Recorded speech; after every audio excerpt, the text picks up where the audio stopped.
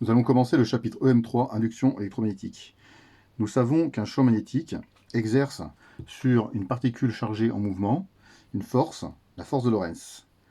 Cette force de Lorentz a une conséquence dans les conducteurs parcourus par un courant électrique, c'est la force de Laplace qui agit sur le conducteur lorsque donc il est parcouru par un courant électrique.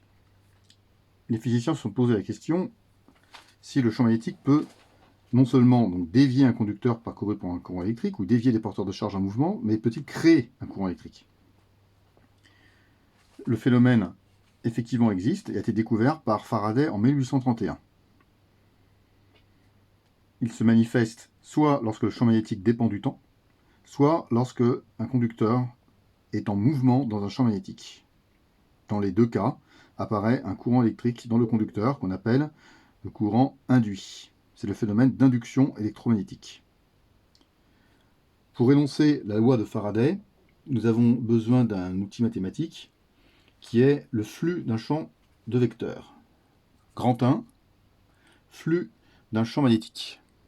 Grand 1, définition et propriétés. La définition que nous allons donner est valable pour tout champ vectoriel. Il s'agit du flux à travers une surface élémentaire. On considère une petite surface élémentaire, et on associe à cette surface d'air ds un vecteur surface ds, une flèche, comme on l'avait fait pour définir la pression exercée par un fluide sur une paroi. On suppose que cette surface se trouve en un point M et que règne au voisinage de ce point M un champ magnétique B. On appelle flux, noté delta phi, à travers la surface ds, le produit scalaire du champ magnétique au point M avec le vecteur ds. On définit maintenant le flux à travers une surface non infiniment petite, orientée. Je rappelle qu'une surface orientée est une surface pour laquelle on a défini un sens de traversée positif. Par exemple ici, de bas en haut. Je vais l'appeler la surface sigma. Le flux phi à travers cette surface sigma est égal par définition à la somme de B scalaire ds obtenue en découpant la surface sigma en petite r élémentaire ds, les vecteurs ds étant tous orientés dans le même sens que le sens positif choisi. Donc voilà un petit vecteur ds, et on fait donc la somme des flux élémentaires B scalaire ds sur toute la surface. Pour écrire la loi de Faraday, nous allons nous intéresser à des surfaces dont le bord est une courbe que nous allons orienter. Dans ce cas-là, il y a une convention pour orienter la surface qui est limitée par cette courbe. Donc je considère une surface sigma qui s'appuie sur une courbe fermée orientée C. Voici donc une courbe C qui est fermée. Elle est orientée arbitrairement. Et je considère une surface sigma qui s'appuie sur ce contour, sur cette courbe fermée. Un contour, ça veut dire courbe fermée. Ça veut dire que les bords de la surface sigma sont sur cette courbe C. On décide par convention d'orienter la surface sigma avec la règle de la main droite par rapport à la courbe C. Donc avec la main, on désigne on fait le sens de parcours de C. Alors le pouce indique le sens positif de traversée de sigma. Donc ici, on aura un sens de bas en haut. Cette règle de la main droite sera systématiquement utilisée dans la suite. Elle est donc très importante. Maintenant, on va s'intéresser non plus à n'importe quel champ vectoriel. Bon, j'ai pris l'exemple d'un champ magnétique pour définir le flux d'un vecteur, mais ce sont des définitions valables pour n'importe quel champ vectoriel. Maintenant, je m'intéresse uniquement au champ magnétique. Tout d'abord, l'unité de flux magnétique porte un nom spécial, le Weber. 1 Weber, symbole W majuscule B minuscule, égale 1 Tesla mètre carré. Donc c'est le flux d'un champ magnétique de 1 Tesla à travers une surface de 1 mètre carré perpendiculaire à ce champ magnétique. L'expérience montre que le flux du champ magnétique possède une propriété fondamentale. Le flux du champ magnétique à travers une surface sigma s'appuyant sur une courbe fermée C ne dépend que du contour C. C'est-à-dire deux surfaces sigma et sigma prime qui s'appuient sur le même contour auront le même flux. À travers ces deux surfaces, on aura le même flux. Comme le flux du champ magnétique à travers la surface ne dépend que du contour qui la limite, il sera permis de parler directement de flux à travers un contour orienté, sans spécifier de quelle surface on parle. Si on change l'orientation du contour, on change le signe du flux, puisque les vecteurs ds vont simplement changer de sens dans l'expression du flux. Remarque, une conséquence de cette propriété du champ magnétique, c'est pour le flux à travers une surface qui n'est pas limitée, c'est-à-dire une surface finie, mais fermée sur elle-même. Par exemple, une sphère, ou un cube, enfin n'importe quelle surface dont qui ne s'appuie pas sur un contour. Le flux à travers une surface fermée est nul pour le champ magnétique. Voilà une surface fermée, donc c'est quelque chose qui ressemble vaguement à une sphère, hein, une sorte de patate ici sur mon dessin. On l'oriente, alors conventionnellement, lorsque la surface est fermée, on l'oriente de l'intérieur vers l'extérieur.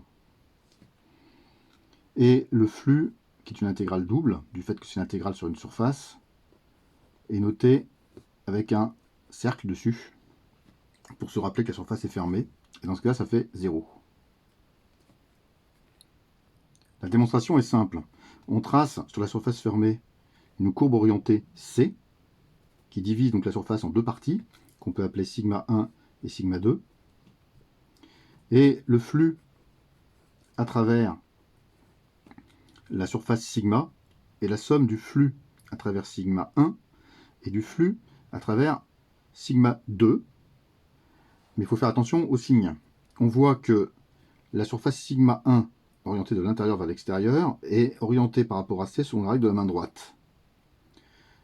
Donc, le flux à travers sigma 1, c'est bien le flux à travers le contour C, orienté.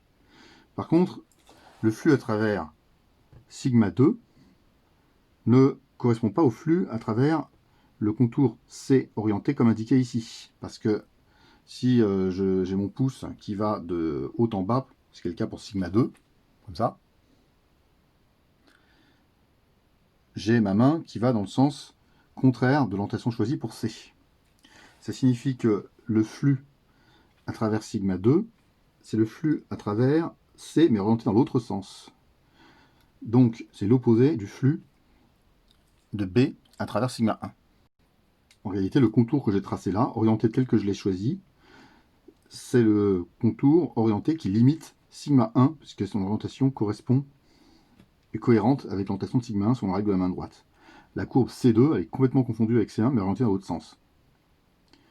Comme le flux de B à travers la surface complète, donc sigma 1 union sigma 2, c'est simplement la somme des flux à travers les deux surfaces, sigma 1 et sigma 2, obtient 0. Et c'est vrai donc pour toute surface fermée. Voilà. J'ai indiqué sigma 1 et la courbe associée C1 en bleu, et je vais mettre sigma 2 en vert, avec la courbe associée également en vert. C2. Donc encore une fois, ce qui différencie les deux courbes, c'est juste l'orientation. Nous n'aurons à calculer des flux finalement que dans une seule situation. C'est dans le cas où le contour C est plan. Dans ce cas, on pourra choisir une surface limitée par C qui est également plane. Grand 1.2, calcul pour un contour orienté plan dans un champ magnétique uniforme. Nous pourrons rencontrer un champ magnétique non uniforme, mais ce sera seulement en exercice. Dans ce cas-là, il faut revenir à la définition en termes d'intégrale.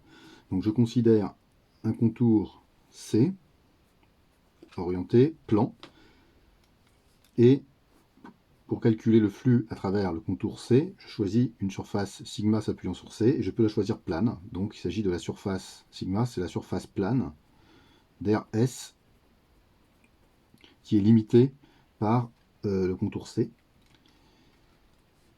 Je dois l'orienter, donc je choisis un vecteur unitaire n qui est orthogonal perpendiculaire à la surface sigma, donc bien sûr avec la règle de la main droite, comme ça. Pour calculer le flux intégral de B scalaire ds, on peut sortir B, puisqu'étant uniforme, il a la même valeur en tout point de la surface sigma.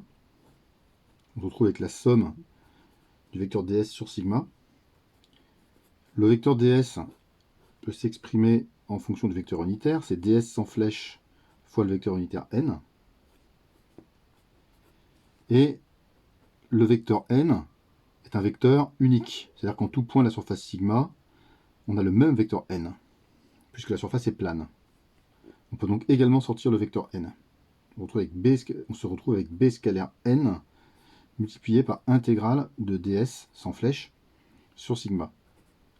Or la somme de tous les ds, donc de toutes les surfaces élémentaires en lesquelles on a découpé la surface sigma, c'est l'aire de la surface sigma. D'où flux phi égale B scalaire n fois S. On voit donc que pour une surface donnée, le flux à travers cette surface sera maximal si le vecteur n est collinéaire à B, c'est-à-dire si le champ magnétique B est orthogonal à la surface sigma plane s'appuyant sur C. Inversement, au contraire, donc si le champ magnétique B est dans le plan de la surface sigma, alors le vecteur unitaire n sera orthogonal au champ magnétique et le flux sera nul. Grand 2, loi de Faraday. Grand 2.1, phénomène d'induction électromagnétique. Je vais donner les résultats d'une expérience de cours que je ne peux pas faire. Et je vous donnerai les liens d'une vidéo qui présente une variante de cette expérience. L'expérience utilise une bobine. Nous allons symboliser cette bobine de manière plus simple. Je vais représenter ça comme ça. Je ne vais pas représenter toutes les spires en fait. Donc voilà le symbole de cette bobine. Si la bobine est parcourue par un courant dans le sens de la flèche que je trace en rouge, bon, je mettrai une flèche comme ça sur la représentation symbolique. Donc ça c'est juste pour avoir un schéma, une représentation schématique plus simple. La flèche pourra représenter soit le sens réel du courant, soit une orientation arbitraire du fil de la bobine. Il faudra le préciser à chaque fois.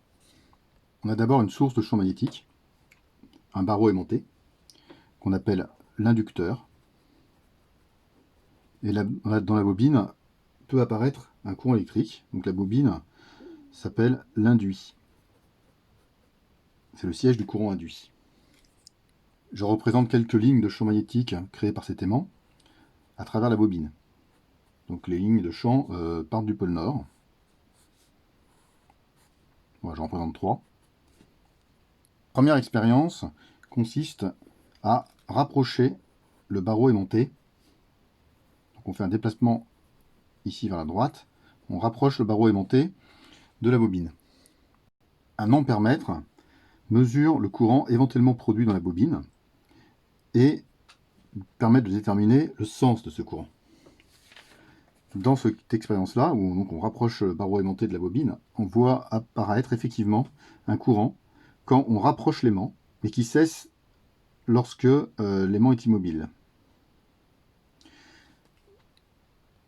La flèche rouge, dans un sens ou dans l'autre, représente le sens du courant induit mesuré par un ampèremètre. Ne pas confondre avec une situation rencontrée dans le chapitre précédent, où on s'intéressait au champ magnétique créé par le courant qui circule dans la bobine, avec un tel sens du courant d'ailleurs, le champ propre, c'est-à-dire le champ créé par la bobine elle-même, vous voyez qu'il est dans le sens contraire des lignes de champ magnétique.